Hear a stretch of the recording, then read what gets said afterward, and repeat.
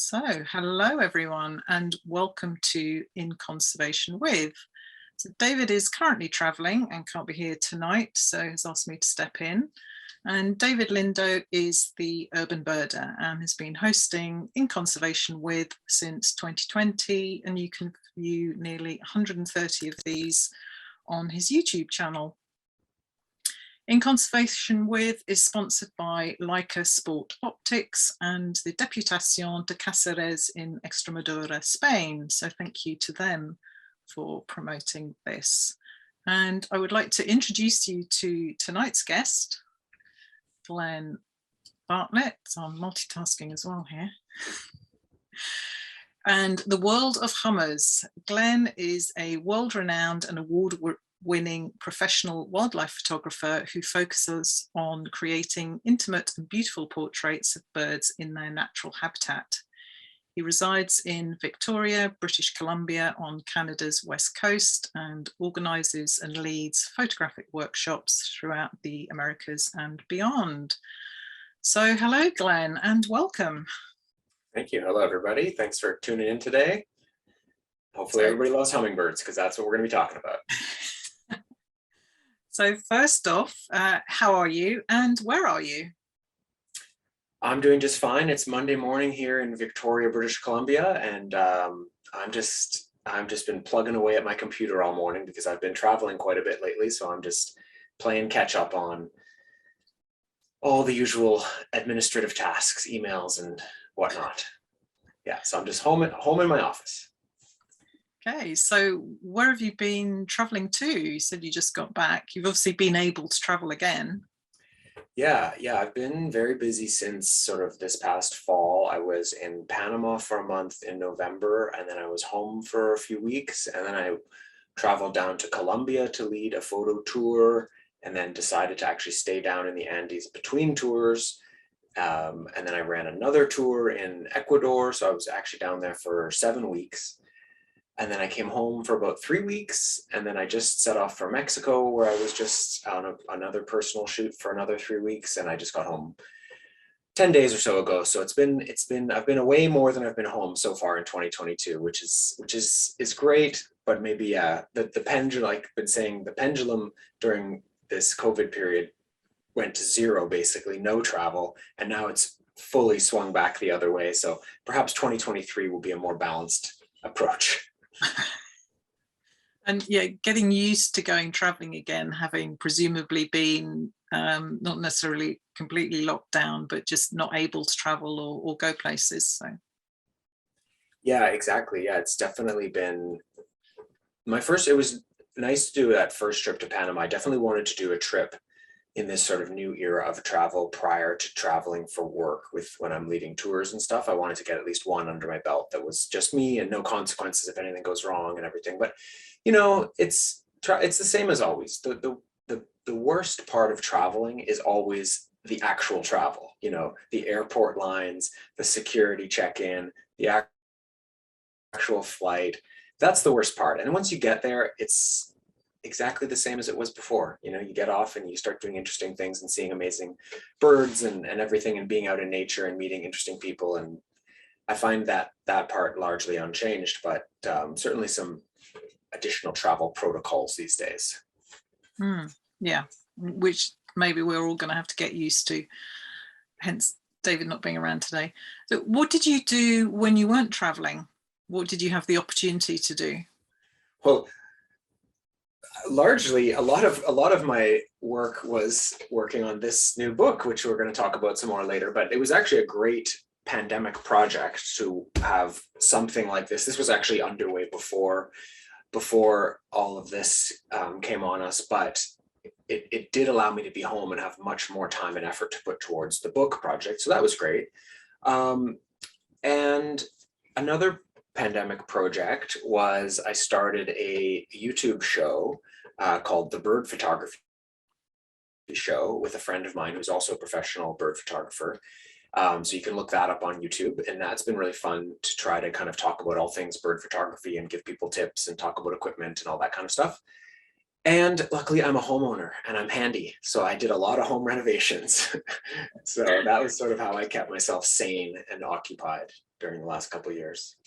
Yeah, I think there were a lot of sort of home renovation projects that either got started or that got finished off, or, and actually, as you've said, a lot of book projects that got done while people were going through COVID. So had you started the book before we went through the whole COVID thing? Yeah, the book was underway, and we were well into it, but I don't know how all books go, but certainly seemed like we kind of kept rising to like a crescendo of activity when it was all really starting to come together.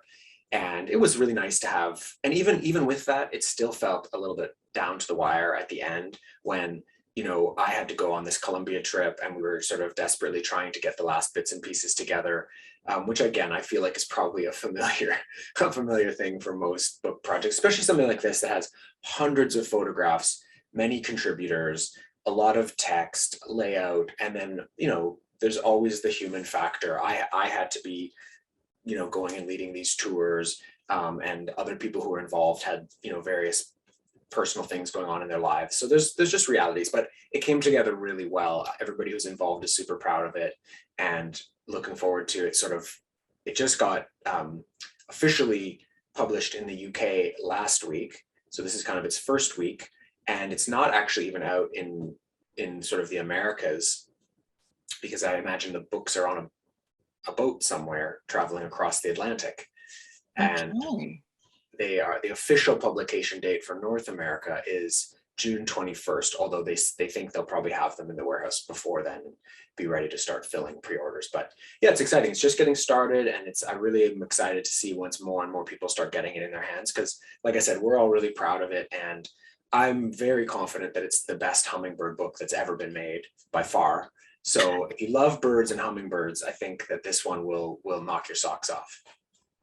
Well, I've had a quick preview of it and just gone through it, and it was interesting. You were just saying there, we have put this book together. How many of you were involved in that? And yes, there's a lot of text, there's a lot of facts and information about hummingbirds, the whole sort of spectrum. So how did that all come together? It's not just a photographic book by any means. No, not at all.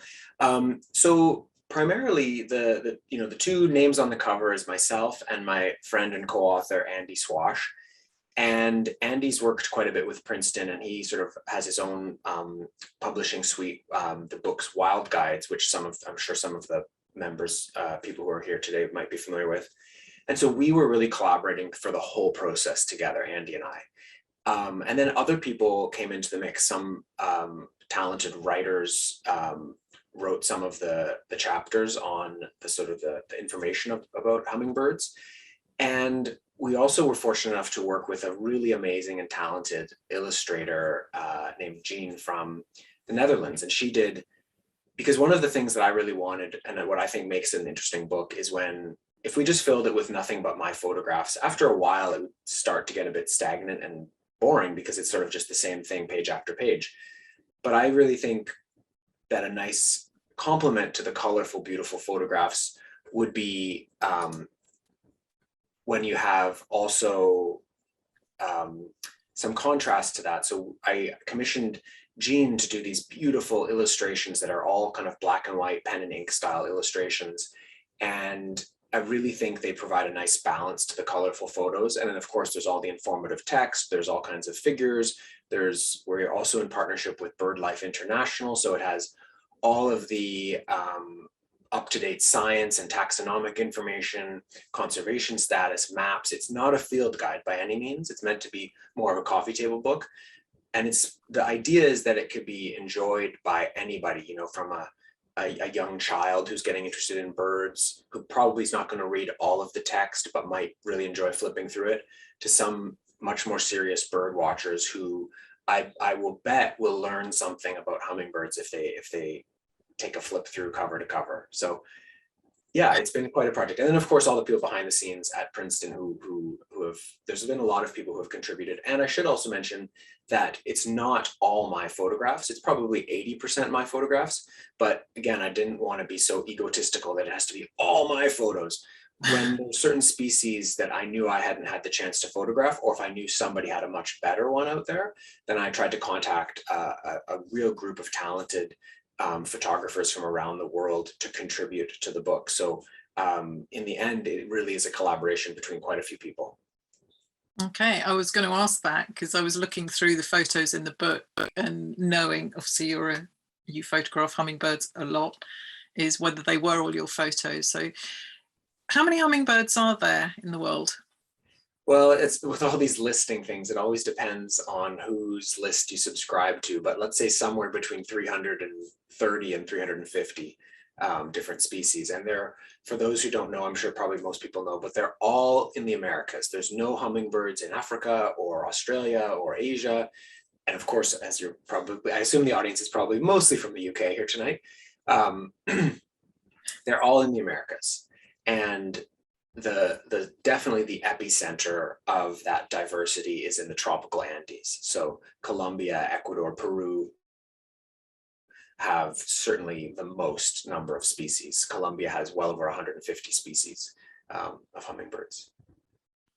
Yeah, and I have seen, I think when I visited the States, which is years ago now, and been over more on the West Coast, and you just sort of see hummingbirds like we see birds on our feeders, but they're these beautiful little hummingbirds. It's just amazing to see them. And I've also been to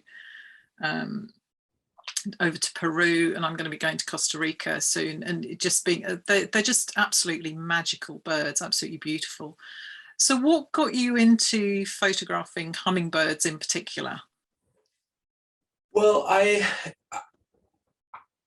I'm interested in all birds, and I certainly, my sort of portfolio, encompasses all different types of birds, but hummingbirds from early on really grabbed my attention. I mean, I think that there's something about hummingbirds in particular that's really thrilling to capture a great photo of, because when we see them, you can't really appreciate them because the wings are moving faster than we can perceive.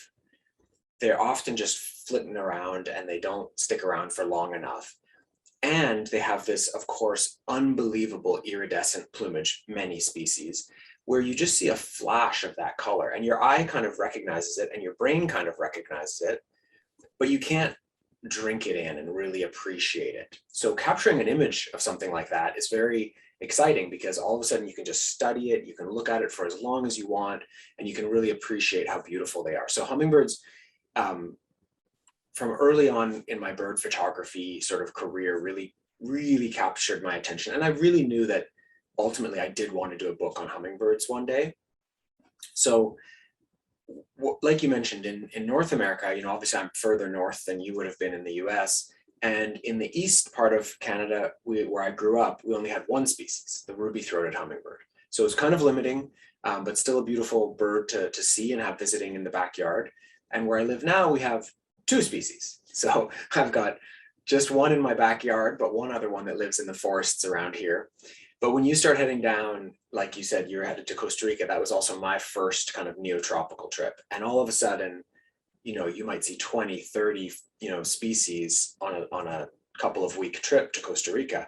And you can really start to appreciate the amazing diversity of these birds. Hmm. So 330, and you've got two up where you are. They presumably get more numerous the further south you go. And what's Absolutely. The furthest south they go in the Americas? They actually go, believe it or not, they go all the way up to Alaska in the north, and they go all the way down south to like Tierra del Fuego. There's a couple species, but as you said, diversity peaks in the sort of tropical, the band sort of closer to the equator near the Andes. And then also even within that sort of geographic range, there's a sweet spot in terms of elevation. So if you're in Colombia, you're going to find way more hummingbirds in sort of the middle elevations than you would down on the coast, or of course, really up high in the mountains. There's a sweet spot both in terms of elevation and in terms of sort of geographical range that they are. There's some really cool, I won't try to flip to the page right now, but there's some really cool information in the book. We've got a heat map showing where the diversity is and also describing this sort of altitudinal gradient hotspot as well. Because I mean, that's quite surprising for such a small bird. And we hear that they have to keep feeding the whole time because they burn up so much energy with their flying, that they can be at such cool or cold climates and high altitudes when you think they just burn up even more. Absolutely. I mean, it is staggering how they can, and I feel bad sometimes how they can survive. Like here we have the Anna's hummingbird, beautiful bird. And, you know, it snows here. It full on snows here. We had a cold snap this past winter where there was probably, you know, 20 to 30 centimeters of snow on the ground. And it was below zero during the daytime highs and of course at night for a good week straight. And I'm sure there is mortality during those strong, intense cold snaps, but a lot of them seem to be just fine. We have a hummingbird feeder, so we make sure we have two for those times, so we can keep one inside and constantly be swapping it out every hour or so, or at least every couple of hours, because at that time they really are pretty dependent upon that food source. But yeah, it is unbelievable. They have a multitude of amazing physiological things that they can do, but one of them is that they can do what's called go into torpor, which is typically what they do at night, and they dramatically slow down their metabolism so that they don't burn as much energy at night. So certainly in those cold snaps, and any of them that live up at really high elevations or at the sort of extreme ends of the range, I'm sure that they'd be going into torpor every night. And then waking up in the morning and getting after some flowers and stuff. It's unbelievable though. When I was just in Ecuador, I went up to the Chimborazo volcano. I was up around almost 5,000 meters above sea level. So I don't know how many people have been up that high, but the air is thin and cool. And again, it fully snowed. I mean, there was 2 centimeters of snow on the ground, snow all on the flowers that the birds were feeding at. And they're still just buzzing around feeding. So they're pretty resilient little guys. They must be pretty tough. And just thinking there, you were sort of saying, and where you are, obviously you have winters, you have snow, you have heavy winters. So what do they do then? Do they effectively hibernate, go into torpor for the whole time because there can't be flowers out then? Or do they migrate? Yeah, so in the east, definitely the eastern winters in Canada and the US would be far too cold for any hummingbird to survive. There you're talking about -20, -30 at times.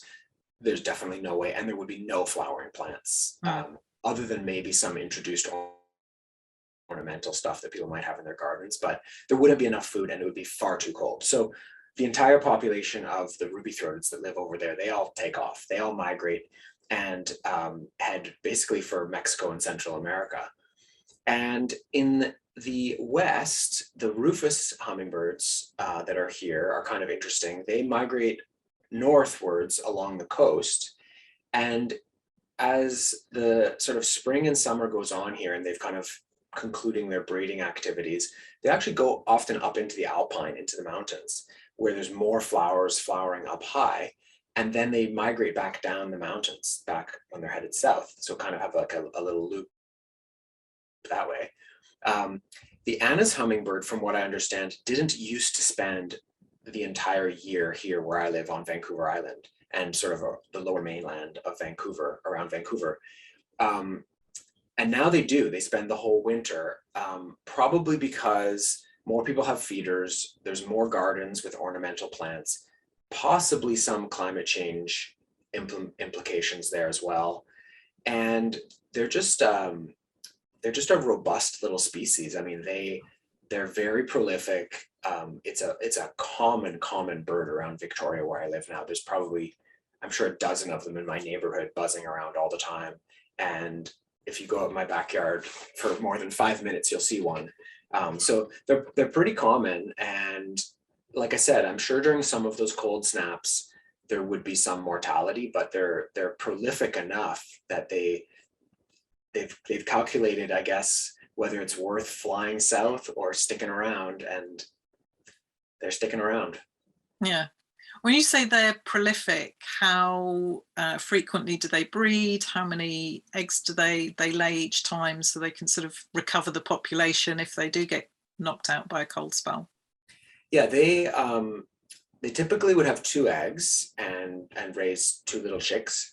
And I think they are very often double brooding and whatnot, and having more than one nest going at a time, because even it seems like sometimes they'll even be still feeding the young birds from the previous nest while they're building another new nest. So they're when the getting's good and things are happening and there's food for them, I think they just kind of keep going for it. And yeah, it's really cool. Like I said, it's so neat. In my yard, I've had several hummingbirds nest, and it's really cool to see their nests and to watch them build them, and these tiny little eggs, like tic tac size eggs, to sort of start to grow. And the birds at some point the nest is much too small, really, for these two chicks that would be in there.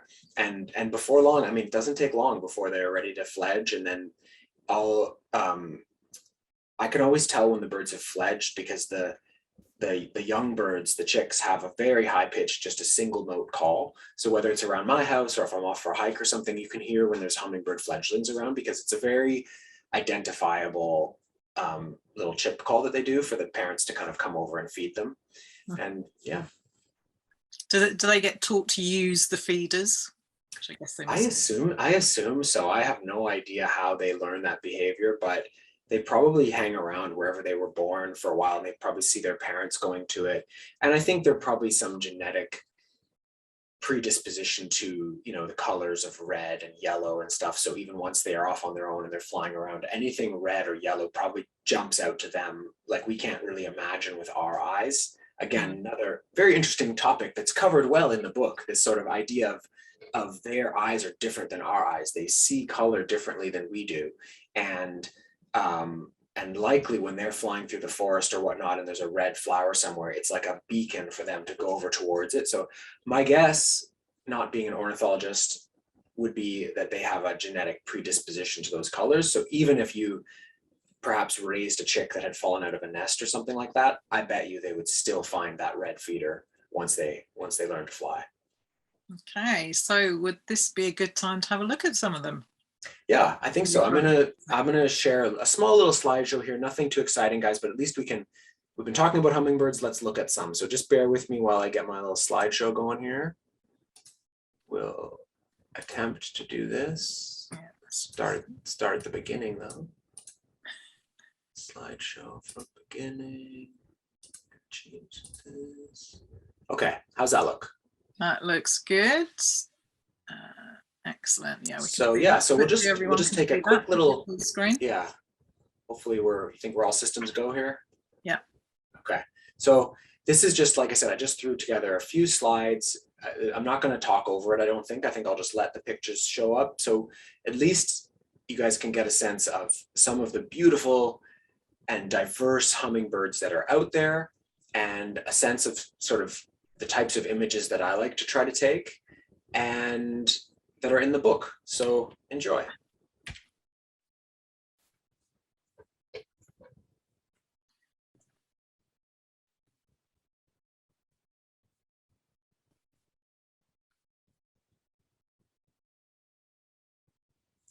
That one looks tiny.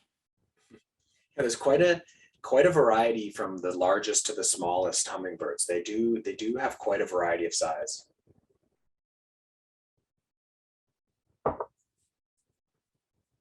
I sort of see, we compare them with the size of the flowers and see what their size is. We did another neat graphic that I had our illustrator do for the book, was to put the world's smallest hummingbird and the world's largest hummingbird side by side, sitting on a little ruler, and it's printed at life size. So you can get a very good appreciation of how diverse they are in terms of size. I think about it like, with birds, even just within just the hummingbirds, the one is probably at least 10 times bigger. So imagine if there was like 60-foot tall humans walking around.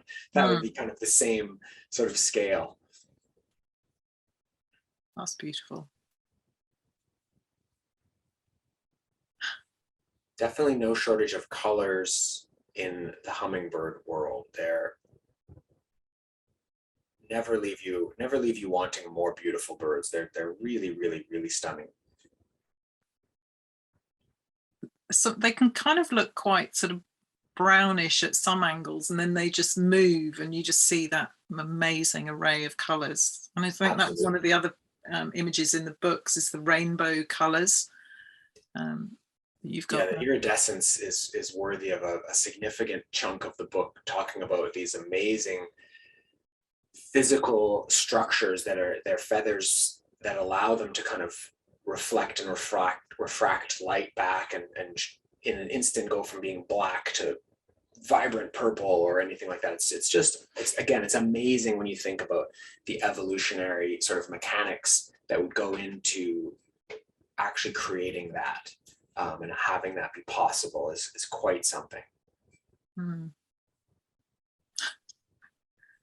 Beautiful. Yeah, I saw the photo of that one. That's a really cute looking one with its little crest. Little crest, yeah. Yeah, they've got all kinds of ornamentation. Wow. That's one of my favorites, that velvet purple coronet, because like you're saying, it can go from just black to that vibrant purple. It just flashes at you. And they have a lot of control over what they show you too. I mean, some of them with little beards and crests and stuff, they can fully flex those feathers to potentially try to impress a mate or to scare away a rival. It's not just purely the angle that you see the bird at, but also what they choose to do with the feathers that they have. And it's interesting that, like, for example, in this one, it's all in his sort of back area. You look at that on the bird's back, it's amazing, but not super colorful elsewhere. And then some of them have crests and beards, and just, they're pretty incredible group of birds. What is it about the iridescence? Oh, I was going to say, I was hoping we're going to get some nests. Yeah, there's a bunch of interesting nesting shots in the book as well that shows a lot of different types of nests that they make, but they're all very impressive structures. But sorry, you were asking? About the iridescence, is it purely for display or territorial or warnings? You mentioned having the sort of the flash, because they're just such incredible colors, is why they would have developed that. Yeah, I mean, I think you hit definitely likely the main ones. My guess would be, here we are at the end of the slideshow there. So there's the book, and this is the last slide, I think. If people are wanting to see more of my work, since we're here, I'll just quickly say this, and then we can get back to talking about hummingbirds. But yeah, that's my website. It's just my name. If you Google Glenn and birds, you'll get there. And yeah, if there's any photographers here, there's some resources on there, lots of articles and ebooks and things if you want to check those out. And of course, as was mentioned, I do lead photo tours around the Americas. So if you are an aspiring photographer and you want to learn how to photograph hummingbirds and toucans and all kinds of other things, drop me an email and we'll set you up. So I'll stop sharing now.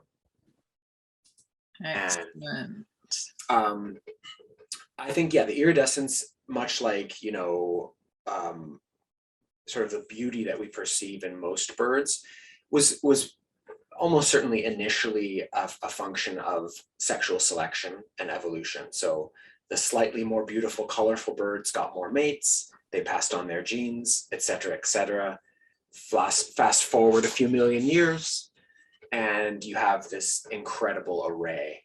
Because what's interesting, and people who aren't really familiar with birds might not guess, is that hummingbirds' sort of closest relatives are actually the swifts, which are not colorful birds. Like, they're mostly black and white and brown. And yet, if you actually look at how their wings move, you can kind of appreciate how they would be sort of actually closely related. But the hummingbirds obviously took off on this really colorful trajectory with this iridescence and much more ornamentation, and feeding on primarily nectar, although they eat a lot of insects as well. And swifts obviously went more the insect route and stayed more drab in color. Yeah, so kind of interesting how they branched off. So, and there's a real variety we could see from those photos, and I recognise some of those photos from the book, of bill shapes and sizes. There was the sawbill one, there's the sickle bill, of their adaptation to specific flowers, presumably. So that must, I guess we get used to having very seasonal flowers, sometimes just for a few days or a month. So being able to only be on one type of flower or one particular method of feeding. Yeah, it's interesting. Some of them are very specialized. I think you nailed some of the ones that come to mind. Like certainly the sword-billed has this unbelievably long bill, and it's clearly for feeding at these long trumpet flowers that it goes up and feeds at. But it will also feed at other flowers as it suits them. And then there's other hummingbirds that have tiny little bills, the thorn bills, and they tend to feed at smaller flowers. Or sometimes they have this sort of cat and mouse game with another group of birds, which are called flower piercers. And the flower piercers don't have a long bill or a long tongue, so they often can't feed at the flowers. So they have a bill with a little hook on the end, and they just cut a little hole in the side of the flower and they go in from the side. And then some of the smaller billed hummingbirds will actually find those holes, and they can't get in the flower from the main entrance, so they'll use the flower piercer holes. So there's always this sort of cat and mouse game of, you know, the plant wants to get pollinated, and that's why it produces nectar. Otherwise, there's no reason for that plant to make nectar.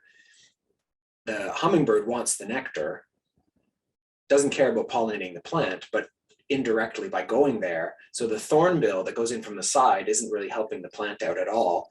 He's a freeloader, but it's just so fascinating. You know, nature in all of its forms, in all different groups, is amazing, and it's always fascinating to learn new things, and or to just think about why things are the way they are. And I find personally, it's like, it's the driver is evolution, and it's over a huge long period of time. And, you know, not to get depressing, but more and more it just makes me sad, because we're doing horrible things to this planet, and in a very short period of time. When you think about how long, you know, 300 plus species of hummingbirds took to evolve, and why that would happen. And then you think about how quickly we can chop down a forest and have climate change creating conditions that are no longer suitable for many of them to live in.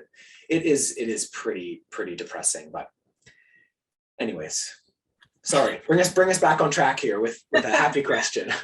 Well, I mean, from the evolution perspective, and you sort of said they've come from swifts, and they're only in the Americas. I think I recall reading or hearing that they originally came from the other side of the Atlantic and have come over there, and for some reason we don't have any, as you say, they're not on any other continent. Yeah, exactly. I was actually surprised to find that out. Again, like I said, everybody can learn something from this book. And in the writing of this book, I didn't know that there are fossil records of hummingbirds from, or like some, you know, ancestor of hummingbirds from Europe. And if I had to guess, I would say that the ice ages were rather problematic for hummingbirds in Europe. So the ones that had already radiated out and were already in the Americas were able to go where there were still flowering plants and survive and continue to evolve, and then to recolonize the landscape once the ice retreated. But the ones that were in Europe probably wouldn't, well, they wouldn't have been able to survive that. That would be my guess. But it's really interesting that they were once there and are now not there. And obviously, and kind of sort of spread from Central America up and down. There's more of a concentration there? Is that where they've kind of evolved from, or do they think that's where they've radiated out from? Well, definitely one of the reasons why the hub of diversity is the tropical Andes. So for example, Costa Rica, a lot of times people think like, oh, Costa Rica has the most birds and everything. It's not true. Costa Rica has a really nice group of hummingbirds, 30 or 40 species. But like I said, Colombia has like 150. The Andes is the driver of that. The Andes Mountains, this huge mountain chain that you can imagine if there was flat land and there was one species of hummingbird, and all of a sudden over a few million years, the one over here, he doesn't want to fly over the mountains anymore to over here. And then another few more million years go by, and now there's two different species. So that, but the Andes are much more diverse than that. There's valleys and ridges, and there's some species that live in these tiny little valleys, these tiny little pockets in the Andes, and they just refuse to fly up and over this ridge. So they've evolved into a totally different thing. And because the Andes have such a wide variety of habitats that are, I mean, anyone who's birded in the Andes knows you can sometimes drive just a few kilometers, and if you go up or down a few hundred meters in elevation, you have a completely different group of birds. And that's the same with hummingbirds. You literally on some of my tours, we'll drive up the road 10 minutes to go see one different hummingbird because they don't come down here. We need to go a little bit higher or a little bit lower to find that guy. And the flowers that they like are there. And sometimes those hummingbirds will also migrate up and down the slope depending on the flowering plant availability.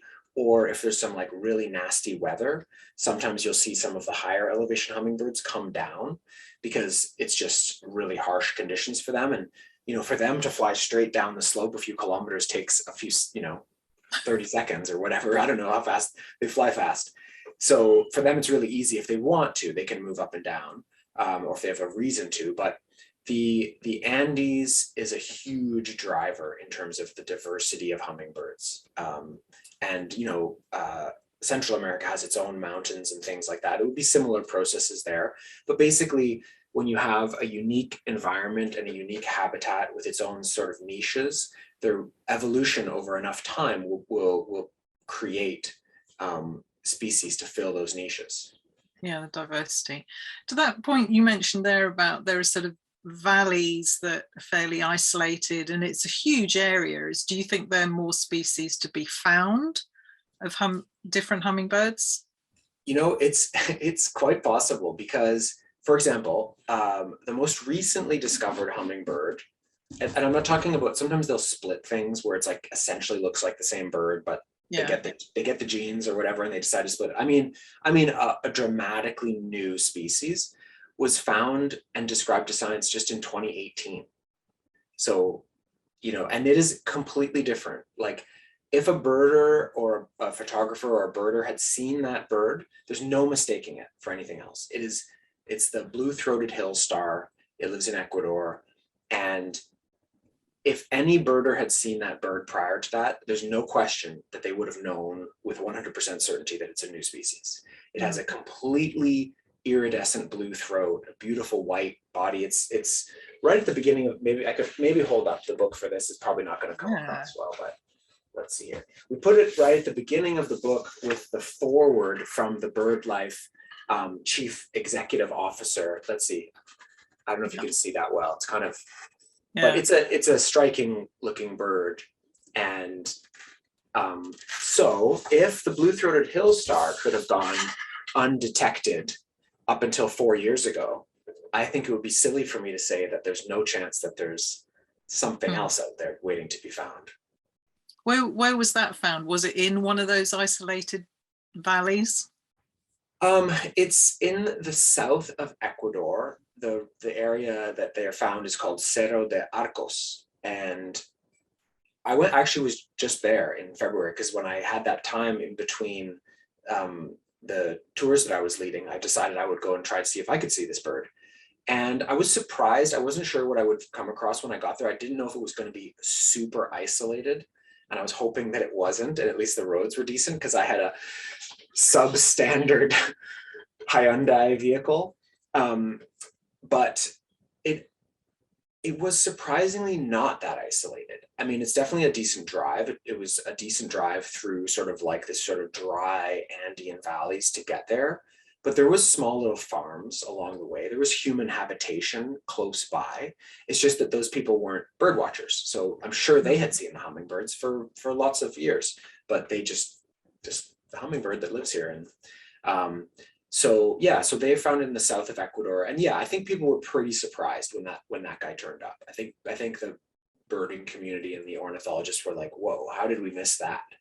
But there was just no really reason to go over there if you weren't, there wasn't any other sort of endemic species that would make birders want to go there.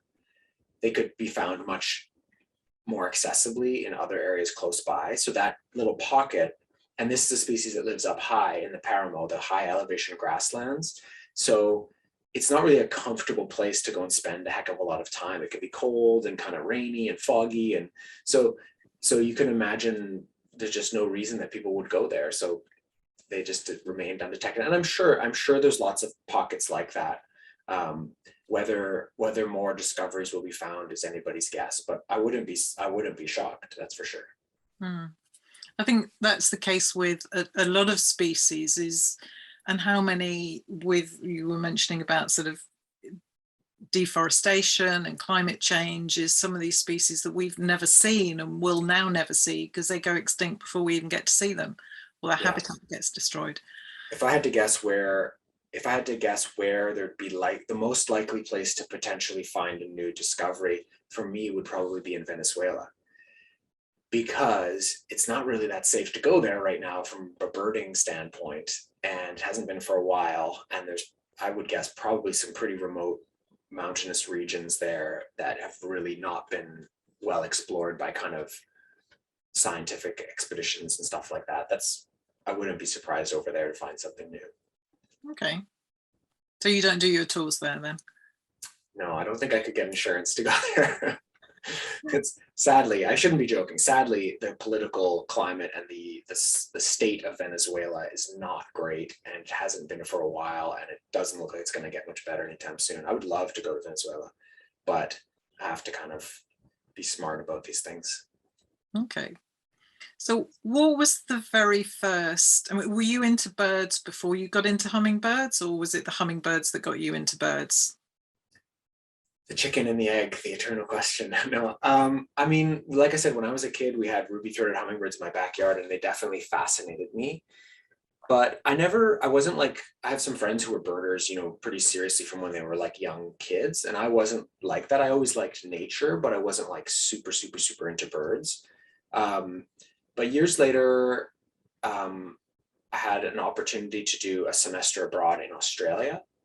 And I thought, if I'm going to go to Australia, who knows if I'll ever get back there. I should have at least a decent camera to take some pictures. So I saved up all my pennies. This was back in the film era of photography. Bought a film camera, and I tried to photograph crocodiles and kookaburras and koalas and whatever. And you know, after that trip, just more and more, I started getting interested in birds. What I like about birds is there's more than 10,000 species in the world. There's, as we've already discussed, some just staggeringly beautiful birds out there. And from then and still now, it just feels like this amazing treasure hunt. You look in the field guide behind me, you see my library full of field guides, all these countries all around the world. And you flip through these field guides, and it makes you really excited to maybe see these things in the real world and get your binoculars on them, and maybe you even get lucky enough to get a great shot of them.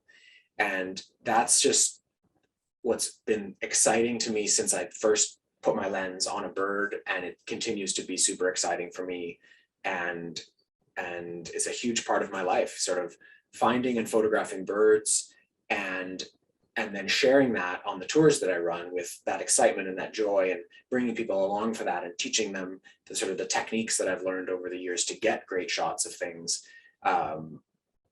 That's mostly my life, or at least my professional life anyways. That's an amazing life to have. So how many of the hummingbirds have you photographed? Have you managed to get them all, or the majority of them? Is there one that you would love to get that you haven't? So definitely haven't photographed them all. There's a lot, like I said, they're in those tiny little pockets or have very small populations. And I'm not like such a sort of lister that would even be my goal, because to be honest, there's a lot of hummingbirds that look very similar. Like there's a lot of wood nymphs, and there's a lot of emeralds, and many of them look very similar. And while they're all beautiful, I don't feel the need to see all of them in my life. but there are some standouts from the crowd for sure. And I tried as best I could to photograph as many of those for this book personally. And some of them we had to acquire some images from other people who, you know, haven't been up to northeastern Brazil, and there's some beautiful ones up there. And there's a couple in Venezuela, like we said, that I would love to go and see, but I'm not sure if that'll ever happen.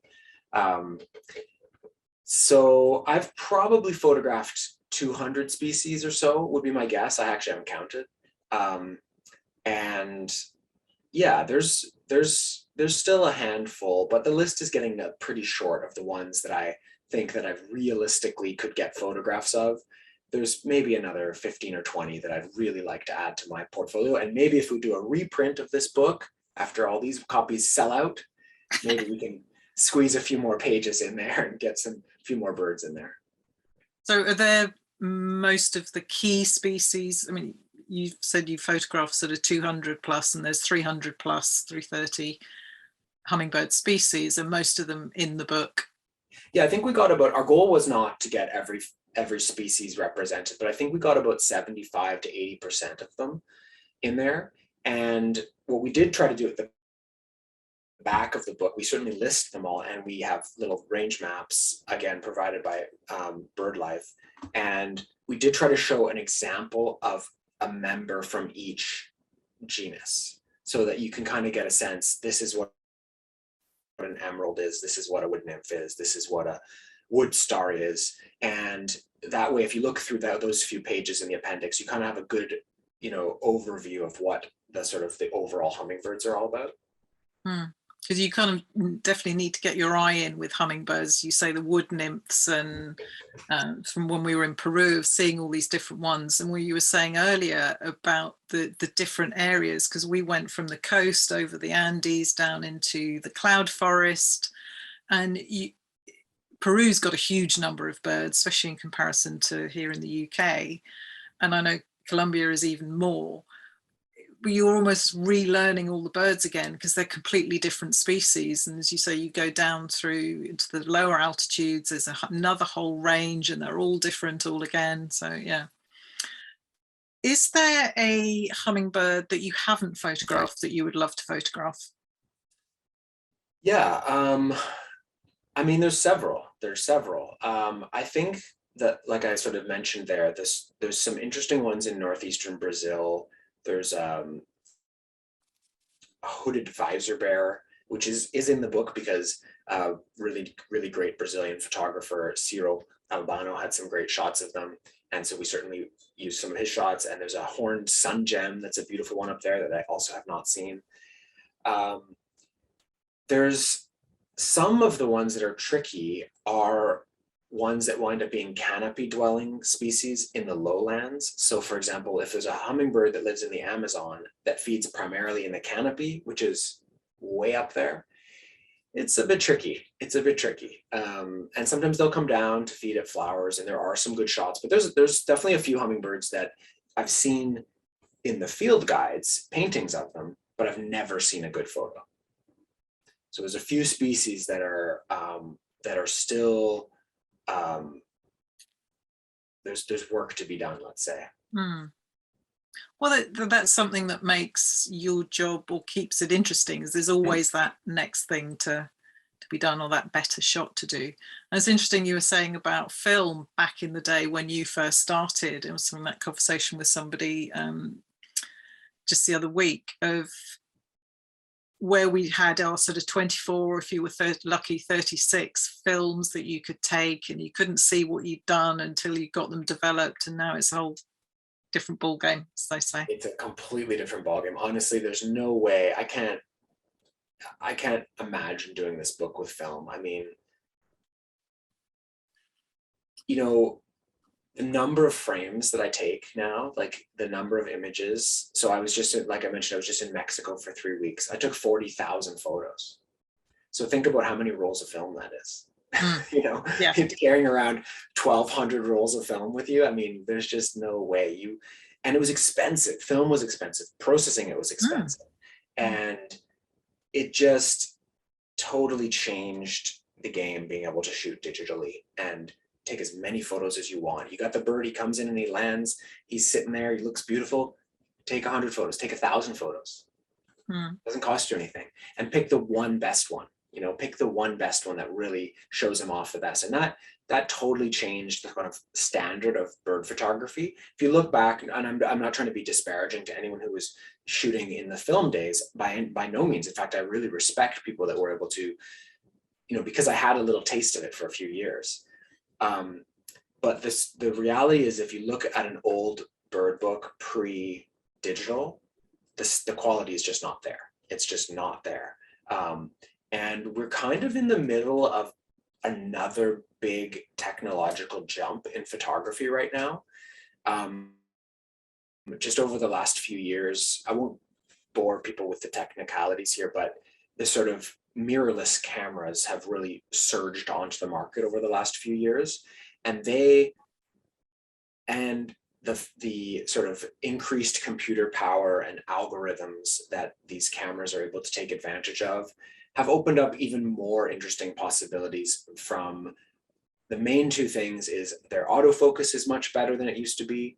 So that of course helps you to get the subject in focus, and they're able to shoot at a higher ISO speed, which means you can shoot in darker environments or have a faster shutter speed than you would have otherwise been able to have, which may not sound like that big of a deal, but it's a massive deal as far as what you can achieve in the field when you're out in the dark rainforest and all of a sudden you have a couple more stops of light to play with. It's game changing. So that's kind of exciting, and that's going to allow us photographers to keep pushing it and hopefully photograph even more birds at a higher standard. Okay, so we can look forward to version 2 of the book with even more photos in it. And it's said, I've just had a sort of a preview of the book, and it is absolutely stunning. And more so, when I was trying to read through a few bits, and I'll definitely go back to it, the information that's in there about the hummingbirds, their lives, their nests. There's some beautiful photos of nests, tiny little nests in there, which just must be amazing. As you say, eggs the size of a Tic Tac. So yeah, take a look at the book. I've put a link up in the chat there, and you can check out Glenn's site as well for more amazing photos, and also all the information that's on your site, Glenn, around the types of cameras you use for people that are interested in the photographic side of things as well. So coming on to our final couple of questions in this section is, if you could be anywhere on the planet right now we can travel again, where would you be and why? It's a trick question. I've just come back from back-to-back lengthy international trips, and I have to say I am going to answer your question, but sometimes it's so nice to come home as well. I live in a beautiful place, Victoria, British Columbia. I've got the rainforest 10 minutes from my house, and it's really nice to be home for a little gap here. The next adventure that I'm going on is I'm actually going to drive from where I live, which is on the farthest west you can go in Canada, and I'm driving back to where I grew up in Ontario, which is it'll probably be about 6,000 kilometers. So it's a lengthy drive. That's one way. Then I got to drive back. So that's my next kind of adventure. And I love a good Canadian road trip. I'm sure, like in the UK, it's wonderful to travel internationally, but it's nice to explore your own country too sometimes. And there's a certain patriotic vibe that goes along with that. And then my next trip after that, which perhaps is more to your more palatable answer to your question, is the next big trip that I have coming up this fall is to Papua New Guinea. So I'll be chasing after birds of paradise and the birds of paradise get the most attention when it comes to Papua, but there's a whole variety of unbelievable birds there. And so I'm really looking forward to that. I'll be there for about a month in September. So yeah, I don't know. Life is interesting. Life is taking me to, the birds really are taking me to all kinds of amazing places. And I'm super lucky, and I don't take it for granted that I do get to travel with my camera. And it was it was really hard the last few years because for everybody, and I'm not trying to whinge more than the next person, but when you're doing something that obviously, 100% of my livelihood depends upon being able to travel and take pictures, can't do that. and not only my bank account, but my identity, like you're a photographer or you're an author or you're a lawyer or you're a doctor. And if all of a sudden you can't do your job for years at a time and you don't know when you'll be able to do it again, it was a challenging period. So I'm really happy that we are back traveling. I'm happy that people are comfortable booking trips with me and going on these tours again. And like I said, we've had some really awesome ones this year so far, to Colombia and Ecuador, and I've got a couple more coming up later this year. So happy to be back out there, and there's lots of adventures to come. So in answer to the question, so where do I want to be? Well, I'm going to look forward to my next big exciting adventure. So I'm going to be in the mountains of Papua New Guinea. So it's kind of the next trip that's coming up. Yeah, I think it's the next really big one. Yeah. You were saying, and we asked this question, so we've been doing this, and I think David actually started them during COVID, and the initial stages is the responses that came back, and quite often it was where I am right now, in my own backyard, in my own county, because people were suddenly being able to not traveling, having to stay and look at what was going on around them. So actually that does come up, is actually where I am right now, because it's home and it's everything that they want it to be.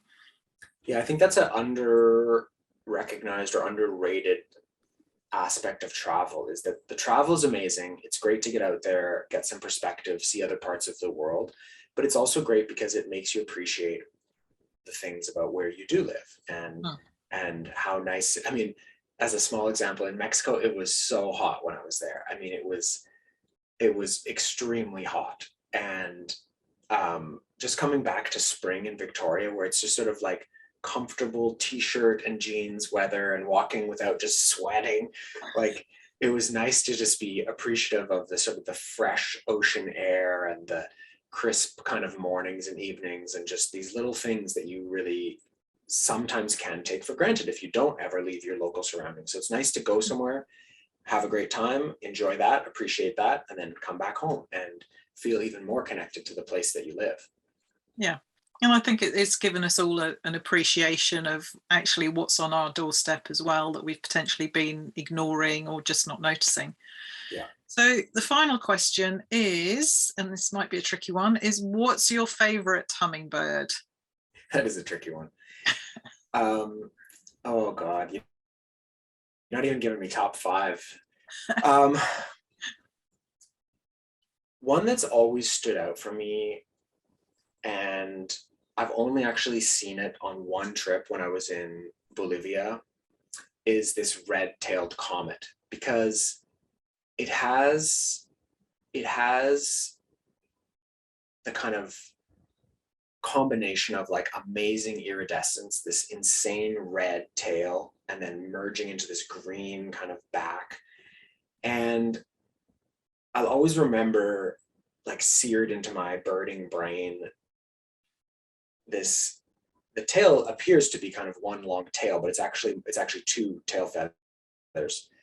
And this one, I think another male had come over and it chased it, and it flipped its tail out like that, like it clearly was doing like a threat display at the other one.